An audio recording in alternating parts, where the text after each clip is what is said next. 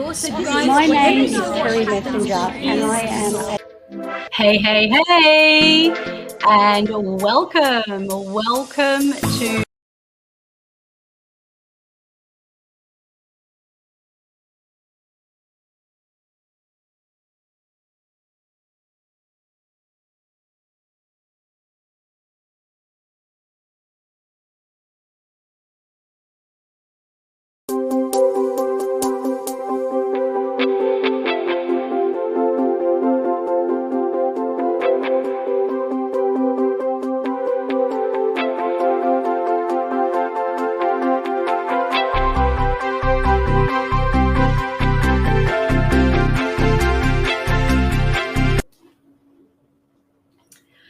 Well, hello to you, beautiful Jules. How are you on this planet Earth right now? I am doing fabulous. How are you, Terri? I am all the better for being here with you, and I'm just so excited to go through this exciting journey into the higher self and just really open up all of your gold that you have touched with me backstage and really help those women out there, because I believe you are speaking to very ambitious, passionate women who are ready to really connect into their body and their feminine energy and find their ultimate self-love. And you happen to be the expert.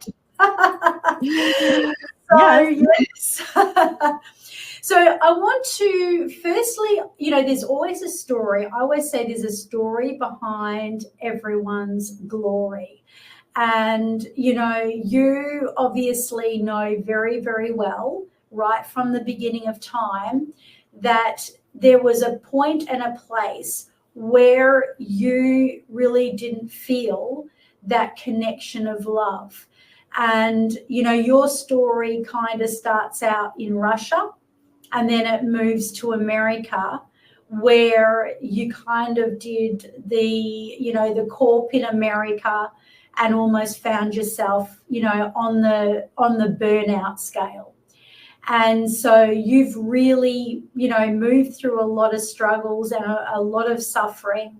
And now you are gloriously channeling Louise Hay. And you even look like the young version of her. So tell me about your backstory of, being a little girl in Russia, what happened to you, and those elements that really left landmarks on your life where I guess you felt deprived of love and even abandoned. Yes, well, thank you for having me here, and I appreciate your compliment. It's an honor to be compared to Louise Hay. That's where my self-love journey started. Well, just a quick story of my childhood, of how I perceived it. And it's also not that I was deprived of love, it's just how I experienced it from my childhood lens. So probably the big situation that happened, that my dad died when I was 5. So essentially, I didn't get to know him. And my mom was a single mother, and she did her best to raise me, also in the conditions that were somewhat limited.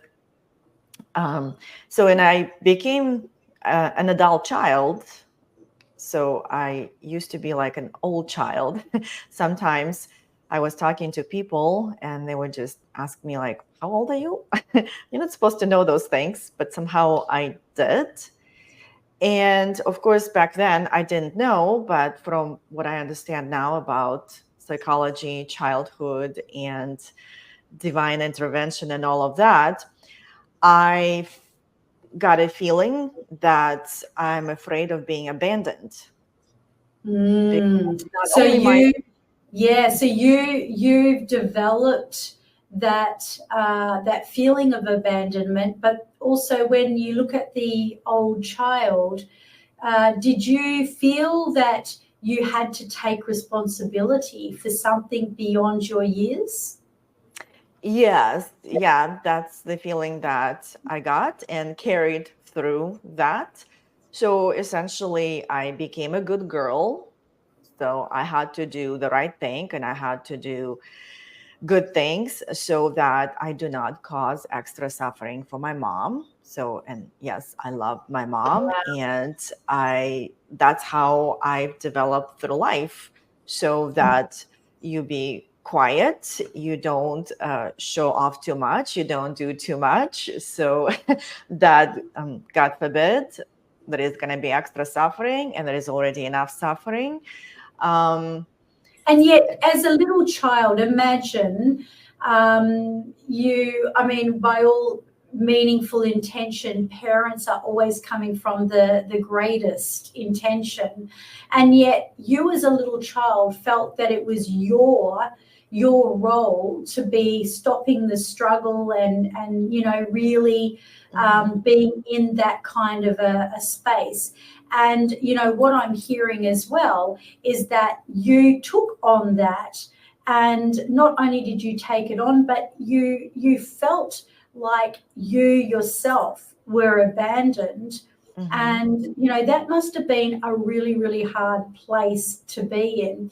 So if we were to kind of draw a thread between the inner child, because obviously this is your zone of genius today, the love element and bringing that all together. And had you have not gone through those elements, and I know there's going to be a lot of your listeners and those that are this is going to fall into their hands for the reason they need to hear this episode.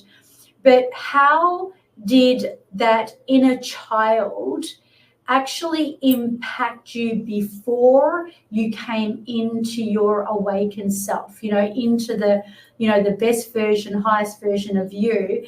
How did it kind of impact your life as you were growing up? What were some of the things that were going on for you? Like, for example, you spoke about moving from Russia to America.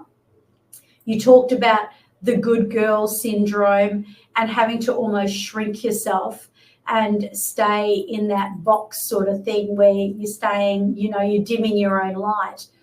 How did that show up for you? What sort of things could you see in patterns were happening through your life as you were leading up to your awakened self? Well, I think my main theme that came from it has become I am not good enough. So I'm not smart enough. I don't do enough. I'm not good enough at whatever I do. So that's why everything that I've been doing was always coming from that energy. And I have a lot of certifications, I have a lot of degrees, I've done a lot of different things. But no matter what I did, I was never fulfilled, I was never satisfied, I was never happy. And I also hated that part of me, so that I had to hide her. That's why the hiding became, look at me, I have all of this. And from the outside, and this is the clients that I work with, from the outside, I looked successful, I looked smart, I looked beautiful, and I got those compliments. But at that time, I was not able to receive them because I was not integrating that part of me. She was not part of me. I wanted to hide her. I wanted to avoid her. I wanted to push her away. I didn't want people to know her. That's why when people were saying from outside, oh, wow, you're so successful. Oh, this and that. And I could not receive it. I'm like, no, you don't know. I'm a flawed. So, and that's been my story, because as a child, from what I understand now, I did not understand then, of course, that I felt that I had like all of those sufferings that happened. They must have been because of me. There's something wrong with me. That's why if I'm good and I'm better, then everything is going to be fine. And of course, in Russia, we also did not have any type of like spiritual components or practices. So from what I understand now, I just felt very disconnected and separated, and Yeah. also had that idea that there is just nothing good for me to happen because I am doomed, because Russian culture is more fatalistic. So, and of course, Yes. when I was growing up, so we still had closed curtain, and there wasn't really another world to compare to. But when I was already coming to my teens, 18s or whatever, so that's when Russia broke down, and we suddenly had this flood of comparison from other countries and all of that. So it was a kind of an interesting time. But at the same time, it allowed me to see that like there is another world and things can be possibly different. Somehow the higher self in me, I don't know how to put it nowadays, because back then, I don't know, when I go back and I'm thinking, how did I come here? Like, but I really believe that there was some kind of higher self within me, because now I do believe in soul and spirit. She just decided, no, this is not the life. Like, there's something Yeah. else for you. Um, Yes. so I don't know Yes. if I answered your question, but this Yeah, is you how it did. You is. definitely did. And so, you know, obviously that turning point as well of you having, you know, these experiences and you describing yourself is really what that woman out there is praying to hear, that there is actually a light at the end of the tunnel. And so when you came into that love component and you suddenly had to open up your heart and clear your chakras, because you do a lot of energy work, you know, you came from a point where you were working 24/7 in corp, you're doing business and you were burnt out. And then all of a sudden, you've moved into this new arena where you have completely transformed your life and you're making a stand for other women now. So, you know, let's just say I come to you and I am going through exactly what you just said. I'm burnt out, I am overdoing it, and I'm really not living my life to my absolute fullest potential. You know, what would be one of the first modalities that you would take me through, you know, when you're talking in terms of the chakra, the inner child healing, and, you know, all of those practices? Yes, the first thing, so obviously I listen, and as we talk, I observe. As a somatics practitioner, I look in your eyes, in expressions and movements, and then I start picking up the most intense emotional charge, just again by observing the body language, the voice. And then in that moment, depending also on my intuition, I take a pause and I invite my client also to pause. And again, I'm talking to the woman who is a doer. She's smart, she's brilliant, she's fantastic, she's talented, she's accomplishing like a machine. So, in taking that moment to pause, can bring her to a little state of dysregulation. Why are we pausing? Yeah, because a lot of people feel very uncomfortable in that, don't they? It's Yeah. almost like they don't want to pause. Yes, yes. And again, depending on the woman and the situation.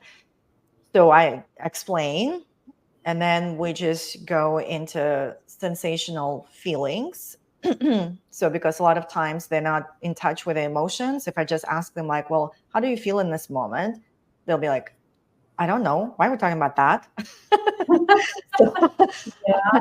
I just ask them, okay, well, just for a moment, come to the body. What is there now? Like sensationally, do you feel tightness? Do you feel openness? Do you feel lightness? Do you feel heaviness? So this is just physical sensations, because we all have physical sensations, even if we don't name the emotions. Yes. And then they just start opening up.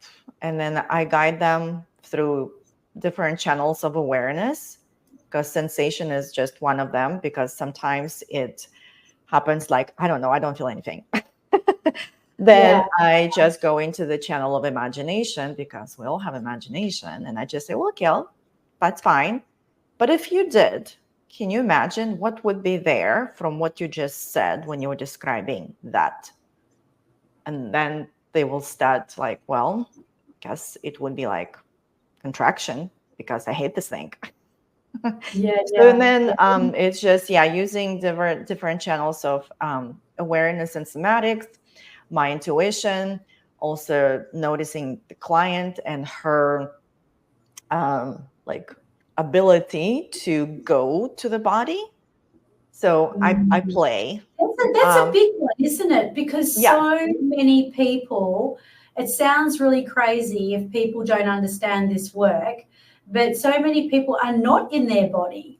They're actually quite disassociated, and especially if they're in the fast lane and the rat race. So they're not really taking that time to kind of center themselves. And you talked to me backstage a little bit about how you get people to move and moving the body. Can you talk me through what that does, and perhaps paint a picture of, you know, what you do when you are moving your body and even getting them to shake out, and what kind of impact that will have for a person, even a viewer or a listener that's hearing what you're saying? You know, what can they expect to get out of that, and how would you suggest that they do something like that? Yes.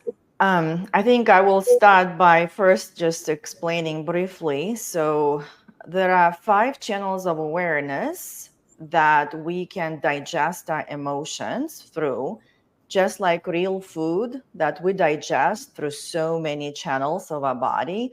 Like we can start with our teeth and the tongue and the mouth and the throat, and then so on. With the emotions, it's also there are many channels.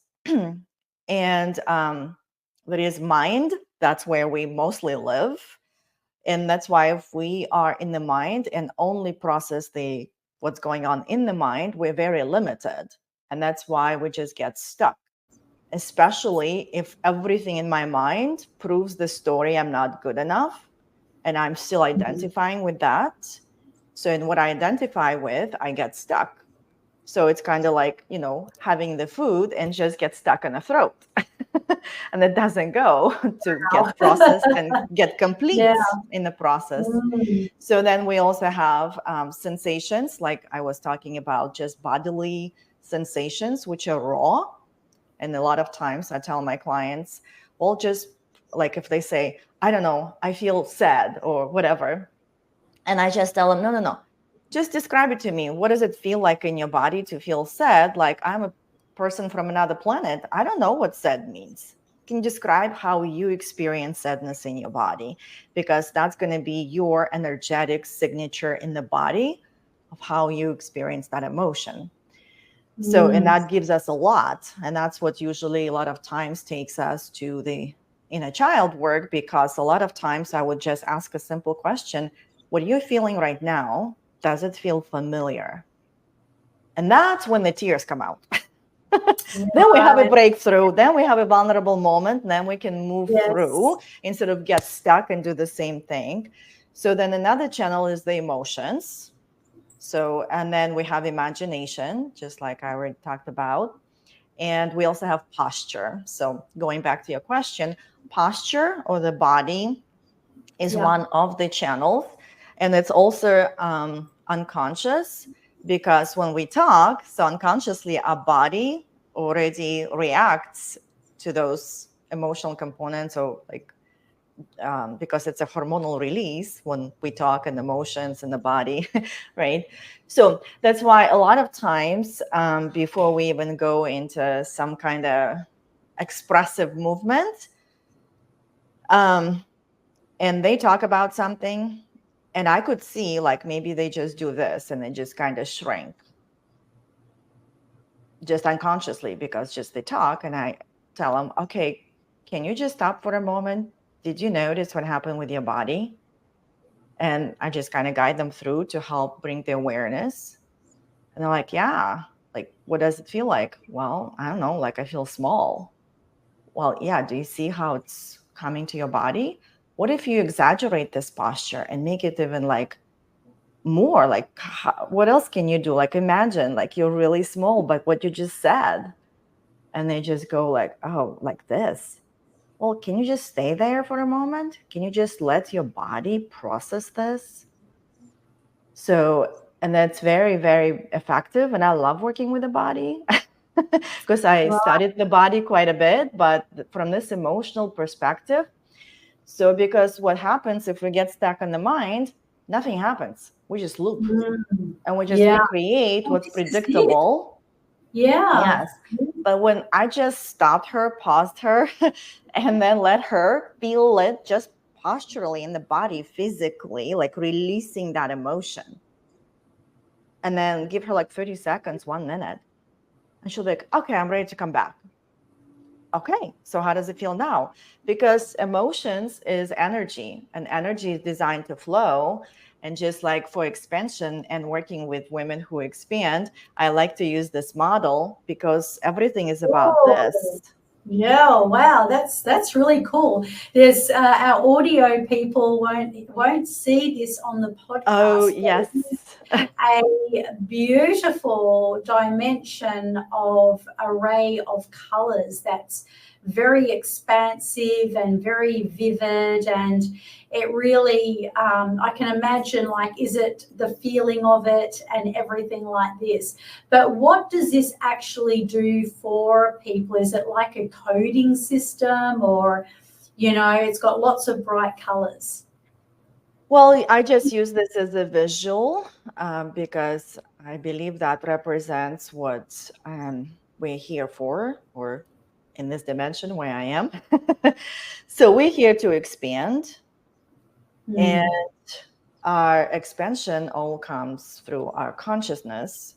But consciousness is not just like mind, but it's mind and body and soul.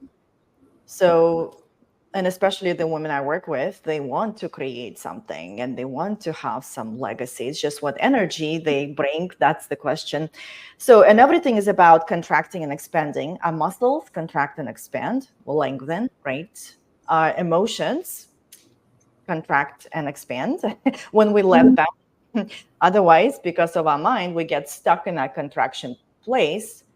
And when we get stuck in the contraction place, we're not expanding. And it's only because we're not feeling safe. And where we're not feeling safe is in the body, mostly. Yeah. So I also see it as a bit of an intuition thing too. Like I find that if I'm in a situation and my body kind of contracts and does this, then I know that, it's not right. It's almost like this is not a right answer. This is something that I need to face up to. Whereas if I get this kind of, like a peace, it's kind of like the body expanding, isn't it, into this way that can really just allow that flow. So I know that the love element and the 4 stages of love is just a really, really big piece of the work that you do with women. And, what are some of the ways that you really get them to kind of move into that conscious expansion of that feeling?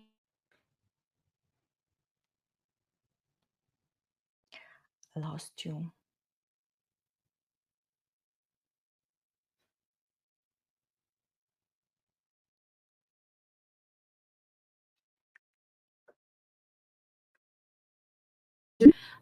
Upon we had a little short out there. That's okay. Yes. We're back.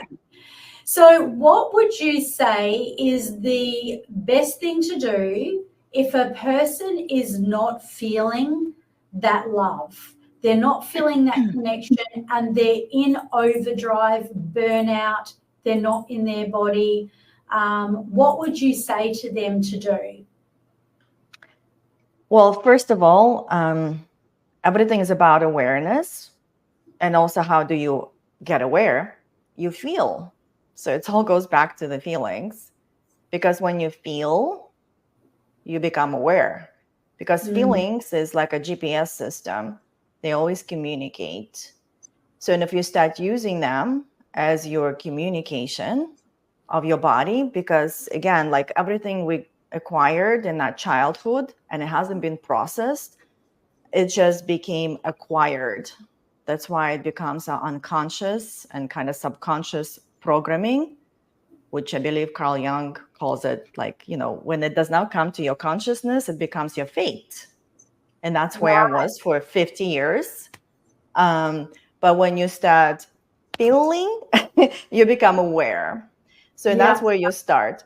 And if you do get a good coach or good support, hopefully they can also like start helping you see those blind spots and kind of like become that interpreter in a way. So that's why I've had amazing coaches who have helped me to come to this place. And one of my coaches taught this 4 stages of love. And we all come from the first stage, which is I need love. Because again, when we're children, we have parents and we depend on them. Like they are our gods. And when we are children, again, we're not processing through the mind and the brain, right? Because we're still developing. How we process everything is through feeling. That's why all of that gets actually stored in the body and becomes that energetic signature. That's why a lot of times when we react to something in the present moment, it's never really about the present moment. But when you start becoming aware and connected to your body, and it's the body that reacts, it's like in my relationship with my husband, like when I became aware, I just could feel it. My body goes, and it's like, but it's that energetic signature I've been carrying. But because I'm aware and also I know, I could pick up like, he didn't say anything, but the way I interpreted, because how I felt. That's why I always tell my clients, feel and find out. That's it. Feel to heal. I heard yes. that. So that's the first stage. I need love. So we come from that neediness because we never really been taught how to connect with who we are and own that. And that's what love is all about. I just want to like give you my definition. Love has no agenda. That's why it's not about like loving yourself when you're perfect and everything great and you expand it and da da da da. No. Love is actually love yourself in all parts, which is essentially, to me, it's the journey to wholeness, which is this.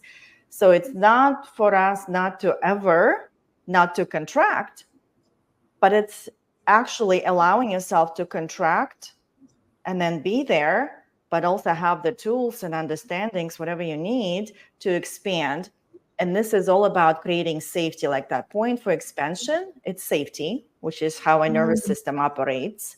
And safety comes from love and only love. Because when you accept yourself in all the ways and also own all your parts and you integrate them instead of denying my not good enough, and then she holds me accountable for everything. So I bring her in. And when with her, I create safety. With her, now I'm whole. With her, I am love, which is really the third stage of love. But the second stage is I choose love. And this is basically where I spend quite a bit of time with my clients, allowing them to shift from I need love to choose love. And in this stage, just briefly, it's all about conscious opening and awakening. It's when you take everything or look at everything from the prism of love.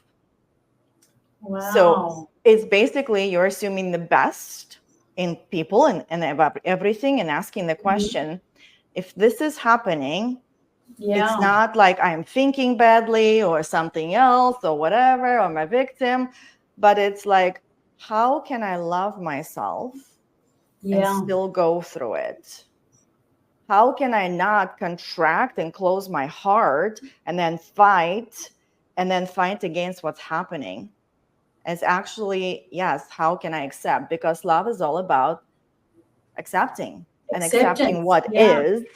That's why what is still, that's the beautiful part of the body, is that the body is the only system in our whole creation that goes through the actual time and experience of the present moment. That's why if we go in the mind, we're in the future or we're in the past. It's just how our mind works, because our mind is there to protect our survival. That's why it always goes, okay, what I knew before, where are you not safe? And let me protect you. But also in our mind, we have brain and we have conscious brain. So that's when we start working together. So, and then we're moving from I need love to I choose love. That's why that I'm not good enough. What made me like, I need love. I need to prove myself. I need to make myself worthy. Let me do more and let me do more until somebody else comes to me and says, oh, you're worthy. And I still don't believe in that. I absolutely agree. In fact, I heard a beautiful affirmation. It was through a monk, and I thought it was just so beautiful. And he was saying, I am unconditional love, regardless of whatever happens on the outside to or around me, other people. I am love, and my love is unconditional. And I am unconditionally happy. I am unconditionally peaceful, and I am unconditionally free. And I thought, that was so powerful, and it reminded me of what you're teaching here, because it's a real kind of a wake up and a shake up call for us to own ourselves, own our parts, and really accept and love every part of ourselves without feeling like we have to be anything special, and without placing conditions. So I can't wait to hear what the next stage of love is. Yes. And yes, that's the thing. You are special because you're here. So yes, we have I need love, which is again all the barriers we built against love from our programming, so to speak. So I choose love. It's when basically I like to tell my clients, if you want to self-coach yourself, just ask one question. If I loved myself fully and completely, what would I do? What would I say? Would I allow this experience? How would I take care of myself? And that's it. You need one question. And you don't need me forever. But when I brought you to that stage, when you actually allow yourself to ask that question and then really seriously answer, that's it. That's the only thing you need. Yeah, that just covers so much. Yeah. That covers so much, because it also covers boundaries, doesn't it? And, being assertive. And, a lot of us are so much in fear of being rejected by others, and we're people pleasing, and you hear this all the time. And yet when you ask yourself that question, what will I say and what will I do in this moment of complete self-love? Paraphrasing it, of course. And it would definitely brings you back to yourself, rather than what can I say or what can I do that's going to make me feel accepted. Yes, exactly. Yes, absolutely. Because and this is, I believe, love just teaches us to be human, but also to be the essence, the energy, the divine that is within us. And that's that third stage that you were talking about as well. And that is I am love. And how I see this, I am is one of the most powerful statements we can create, because what we say after that, we become. That's why I am is consciousness. And everything that we put after, we actually create, because from the divine consciousness, we also have a power of choice. And we can choose who we want to be. And more we connect with our energy, with our body, more we start consciously creating our own makeup, our own energy of who we are meant to be here by the divine creation. So that's why I am basically has the attributes of the divine. That's why, from what I've learned, I am not peaceful, but I am peace. I am not loving, but I am love. I am not safe, but I am safety, because I believe now, and that's the fourth stage of love. Love is all is love. And when you start seeing everything like that and everyone like that, and all is love, if we just look at the nature, like that's the best thing I can say. If I find it in the nature, then I know it's in within us. So if you look at the beautiful nature that we have, the sky, the ocean, the greens, the flowers, and the varieties, can you find like 50, 100 varieties of pink flowers? Because to me, that's the representation of the divine abundance. And all that is out there, we carry those attributes within ourselves. That's why I don't have to work to be peaceful. I'm already peace. I just need to go back and really embody that and connect with it so that I can go and expand and create whatever from peace. Because going back to where we started, my I'm not good enough, it's internal. That's why there is no amount of external stuff that I can do will ever make me good enough. It's me going back and actually recognizing and embodying who I am by the divine creation, which I am that, what we also see in the nature and in the world. And we also see in the nature that nature is not just perfect. We have like natural fires, earthquakes, and all of that. Yes. That's true. That is such a good point. You know, the other element, as you were speaking, it kind of raised up a question as well. And that is that, you know, so many of these beautiful women that you are helping, and you're utilizing your somatic healing, your, you know, your chakra healing, your love techniques, and, you know, all of the feminine energy embodiment practices, and, you know, just bringing them back to this. I understand too that you do a lot around the inner child.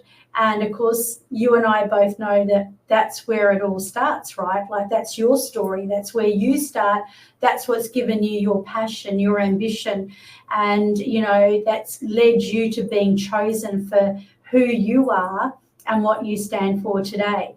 So when you're kind of bringing people through these practices and you're looking at the inner child, are you taking this back and gifting this to the inner child? Or, you know, what is the kind of format that you run through to actually, you know, heal that inner child?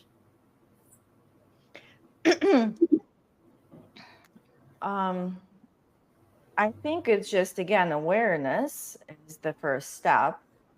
Because when you're in the protection mode, because you've been vulnerable before, and again, like I said before, your heart is contracted, just bringing the awareness into that space and allowing women to experience that. That's where the work starts. And yes, my clients often cry in the sessions, especially in the beginning, but it's only because they forgot how to feel or cry, because they did not allow themselves, because they're strong and independent and they can do things and they can fix problems. And that's why when they show up like this in life and everybody knows them like that, again, they're not opening up vulnerably to come and talk. So that's why I become that safe space for them.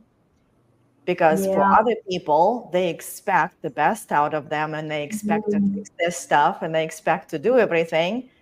But here, they can actually relax and soften and come to the body And all of those tears, they usually do come from some kind of inner child story that they haven't even accessed for a long time, or not being even aware to the surface. It's basically I'm bringing them to their unconscious, to their conscious, and then we mold. It's like that alchemy. So we take this metal and we mold that into gold so that they can shine all their full colors, because I believe that's why we have the chakra systems in our body, and they all have the different beautiful colors. And again, if you look outside in the divine creation, we have the rainbow. Yeah. So this is just a reminder and a reflection back to us that is within you, and you're actually meant to shine all different bright colors. And this is actually your natural state. The other state, that's why I like the sacral chakra, where I spend most time with my clients, because one of the hardest questions I can ask them, what do you want? What brings you joy? This is when it becomes like, I don't know, I haven't done this. I have so much to do. But the sacral chakra, this is like one of the blocking points. It's actually natural within us to have fun, to feel joy, because guess how we expand? We expand from joy. We create from joy. Yes. Yeah. And when we're like this, it just becomes not so much fun. And the body is not designed to be like this, especially the heart. Yeah. So the heart is designed because I know you love the work of Joe Dispenza, and that's what I learned from him and his work, that the heart electromagnetic space is like 5,000 times more magnetic than the brain and the mind. So the heart is huge. And imagine creating with this. I actually was just teaching on this recently, where the heart brain is really the center of everything that can create our best life. Because 9 times out of 10, when we're thinking, we're not consciously thinking about our thoughts. They're just with us, and quite often we'll have the monkey mind that is just telling stories and repetitive things that are happening from our pasts. But when we come back, as you say, to ourself and to our heart space, that heart brain and just bringing, and I mean, just listening to you is just such a beautiful experience, because I know that everybody that's listening, whether you're walking as you're listening to a podcast, or whatever you're doing, there's a sense that your words are bringing us into that field of groundedness and deep love, and connecting us into things that, like nature and the universe, where really your expression of the rainbow and just all of those beautiful colors of the world. And I want to kind of spoil our viewers and our listeners a little, and offer a little snippet of something that you would like to bring to the audience, just to showcase a little bit of your zone of genius. So I would love to hand over to you to actually give you the floor on any piece of your wisdom that you are prepared to give in love for the work that you do. Yes. Well, I know we kind of had one thing we planned, but I had a different one. I'm so happy to hear that. I love that. I just want to say I love that, because it is in the moment and it's real. Yes. So as you're listening to this, this is a true download, and it's going to make it even more special. Well, I think it's going to be also helpful to, again, go back to that awareness. And if you want, join me in this self-test. You can have a pen and paper if you want, but you also don't have to. You can just like close your eyes and make a list in your head, okay? Okay, so it's going to be a test. So the test is this. In your mind or with pen and paper, write down or think, who do you love? Start making a list, and I can give you like a few seconds here Who do you love? And the list goes on and whatever. This is one of the most profound questions that I ask of my clients. All right, so we have a list. All right, so yeah, open your eyes. You have your list in your head? I do. That was really Okay. easy for me. Okay. Okay. So who is number one? You want me to share? Yeah. Look, it's not that I'm favoring this person. Okay, this is just an unconditional love, and it was the first thing that came to my mind. It's my beautiful grand boy. He's a little 4-year-old. He's my first. I guess I do have grandchildren, but the first one in my bloodline, descendant, and we're like soulmates. So he came up in my mind. Beautiful. And now, are you on the list? I was. I actually, and I know, look, if you had asked me that 10 years ago, no way would have I been on my list. But you know what? I went through everyone, but I will say that I was last. But I still made it on the list. Yes, well, let's celebrate you in your journey of 10 years to actually making yourself on the list. Even if it's the last, it's already progress. So yes, congratulations. I'm glad that you are coming to your own awakening and embodying love that you are, because there is no other way. So love always chooses you. So that's why it's always safe.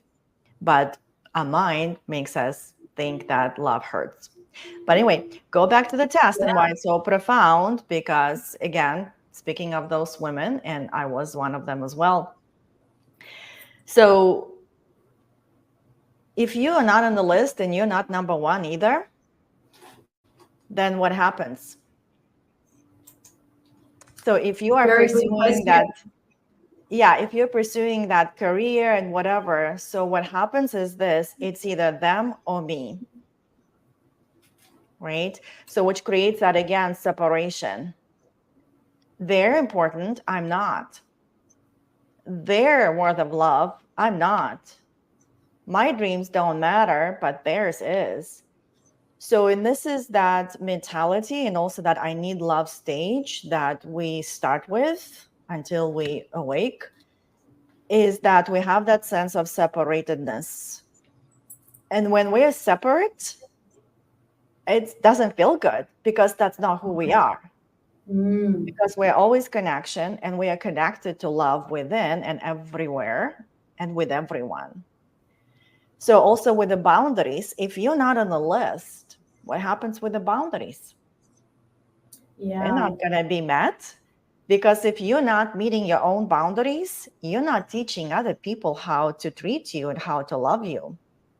That's another big component of it. And that's huge. I mean, that's been a really big one for me. Yes. Boundaries. Yes. But that's what I always say. You don't need to set boundaries with others. You just need to set boundaries with yourself and love yourself. And essentially, by the way how you show up and how you treat yourself, you're teaching other people. And they know. Like, that's how that's what always happens. I work only with one woman. I don't do couples and all of that, but their whole life changes. They come back and they say, like, they have great relationship with their husbands. They're not doing all this great stuff. And he changed, like the way he treats me now. It's so crazy. It's so different. And I haven't even had serious conversations with him. So it's that is an ironic, energetic, profound phenomena where a person changes themselves and their world around them changes, and they go, oh, my husband changed, or you know, my next door neighbor changed, but actually it was the inner healing work. I'll never get they'll never cease to amaze me. Because when you get to know yourself, you start voicing your needs, your wants, you actually letting them know who you are instead of that facade or the mask. So in going back to the test, so essentially you live in the world, it's either me or them. Again, I have to be some kind of perfect, some kind of good, some kind of whatever the standards that you build. And then when they come, then I have to prioritize them. But when you go through the stages and connect with the love that you are, you start asking one of the most powerful questions. How can I be me and them? How can I pursue my dreams and take care of my kids? How can I love myself and love my husband? How can I? That and becomes the unity. And again, when you are in and you matter, your heart is open because that's who you are. Like you matter, even if you have 5 kids, 4 kids, or whatever. So and the kids also see you. And when you come with that contraction and you know it doesn't feel good, you're not going to show up in your good energy. Like, I know I've been there so many times. I wish I could go back and return those stages, but I didn't know any better.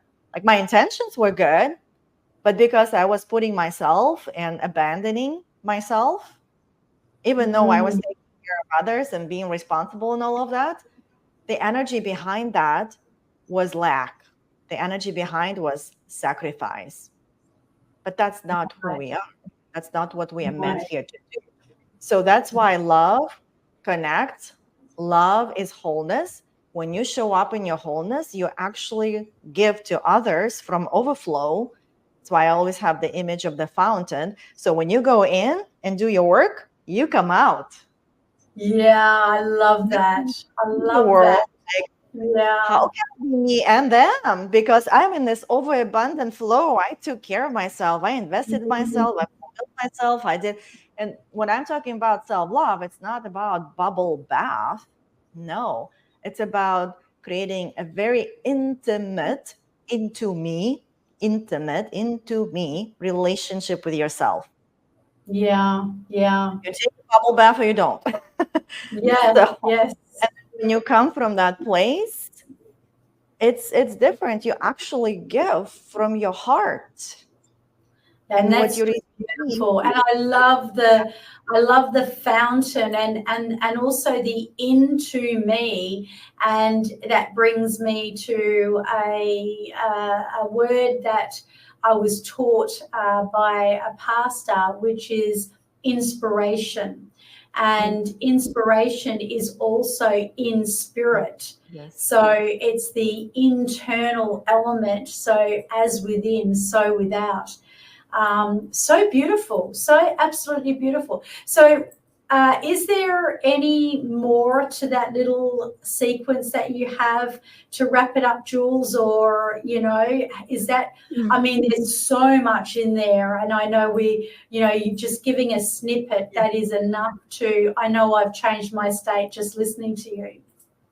Oh, thank you. Thank you so much. And thank you for receiving and also giving me this opportunity to share my passion. No, I think it's just one of the profound tests that I do with my clients, because my clients they also read the self-development books and do affirmations. And a lot of times this is what happens. And maybe if you're listening and it's you, just know it's normal and common. I give them this test, and they also put everybody else, but they're not even on the list. And then I give them the results, and I have the instant like, no, but I love myself. I know I do. This, I know I've been doing this, and I know I love myself. No, and they're like disapproving and arguing and all, I let them and all of that. And then I just say, but this is it. This is your test. Yeah. Knowing is only one part of this whole story. And again, we're good in the mind. We understand it should be done, but then embodying it, which is again through the feeling, which again, inviting love in, because that's what I always say. When you open your heart to love, then it opens you to love. I love that is just incredible. When they go through all of this and then come down, they find like, oh, yeah, I know. Yeah. So if Yeah. you're arguing and all of that, just know most likely you're not in the embodiment stage, but you're in the stage of awareness. And with this self-test, it just really brings it to the surface. And if it triggers you, welcome. Welcome to the world. Because when triggers, when you pay attention to them, they can be your breadcrumbs to your freedom and inner peace, and also inner love that you are. Yeah. So that's why, just wanted to mention that. And also going back to what we were discussing about the heart and the mind. And you were talking also about that electromagnetic field. So the beautiful part of the chakras and how, those yogis thousands of years ago figured it out. So we have a throat, and no wonder it's in between, because it's the bridge and it's the communication channel. So that's why block and we're not listening. Guess what the poor mind is going to do? It's going to do its job, because its job to protect us, to survive, because that's what it's here to do, especially that, survival part of the brain that is pretty much active all the time, because survival always wins. And if I'm communicating in my heart, I need to protect, love hurts, don't feel rejected, don't feel abandoned, all of that. Guess what I'm communicating? Guess what my mind is doing? Thank you very much. That's why this is a communication channel. And a lot of clients that I work with, and it's also myself, because I didn't know how to express myself, because I was so disconnected. They have all that clearing of the throat going on. This is like one of the blocked areas, which also tells me like, oh, this doesn't talk, so this is gonna talk, kind of like in that weird way, right? Yeah, So, and I feel that is just that's such a vital piece as well, especially in our industry, where people, really need to have their voice, and they need to show up and speak their truth. And so many of people in our industry, they've got such a beautiful passion in them and such a beautiful gift. And this is where the, real mission of my show comes from. It's people like you, divine coaches. And there are so many out there, and they're kind of trapped in their own kind of fear of rejection, self-rejection. And that's why I feel that this is not just going to be great for that passionate woman who is very ambitious, but, the coaching community and people that really require to show up online, because when they can come back and know that they are enough and really center back into themselves, that is when their whole world is going to come out and expand. So you've been listening to the Expansion Love Coach, and if you're ready to embody your higher self, and when you are ready to literally come into the gifting of this beautiful woman, if you want to experience that incredible self-love, we're going to tell you exactly how you can contact Jewels, and what a jewel you are, what an absolute treasure you have been, and blessing to all of our listeners here. So, Jewels, we're going to drop the link. So for those of you either watching on YouTube or listening on Spotify, the link that you can connect with Jewels is in our show notes. So go ahead, click on that link. And I'm going to ask you the last question that I always love to ask. And it's a question that is going to kind of go back to the future. So if you were waking up tomorrow morning and you thought to yourself, oh, there is just one thing, because your client who's praying for you really is listening in and taking all this in with so much delicious yumminess that they want to just be in your space. And you woke up tomorrow morning and you thought, oh, I just want to share this last piece. If I would love to just say this. If you had last words that you would really love to share, but you're going to share them because I'm asking you in this very weird, strange way, what would be your wisdom? What would you say to your listeners, our listeners, and people that really find this podcast because they needed to hear it? Yes. Thank you for letting me be here on this show and also speak my voice, because I would have not been able to do any of this even just a few years ago.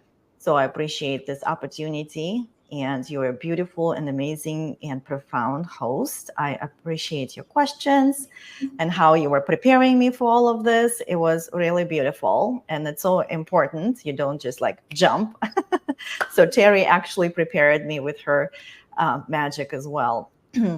So the last words, choose love, because love always chooses you, and you matter. Yeah, And what last words? I mean, that just says it all. And you know, what can I say? Your gifting of your experience, your incredible journey, and the way that you embody love, and you are an ambassador because you know what it's like not to feel it. You know what it's like to be the burnt out woman. You know what it's like to be overdoing. And so to be able to bring in this just incredible experience and share this, and just opening up, I'm sure that a whole world of intuition opens up for this, divine woman as you're bringing it. So I just want to thank you so much for your generosity in everything you've shared. And yes, as I say, for those of you listening, make sure you click on the link and you connect with this incredible lady. I'll see you soon. Thank you. Bye.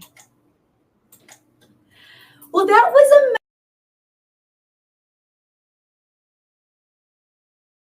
Thank you for joining us on another empowering episode of our show, where we have explored through this various topic, along with all the exciting new topics that we bring every week to enhance your personal mastery of excellence. Now, I'd love you to do me a favor. In fact, be part of the Legacy 1 million that I have in the vision for 2028. If you know someone who really would benefit from this recording, from this episode, please share it with them. And when you subscribe, you get notified every week of our episode as soon as it drops. So let's do that legacy thing. Let's share, let's care, let's enrich. And I look forward to bringing you another week of the most enriching content.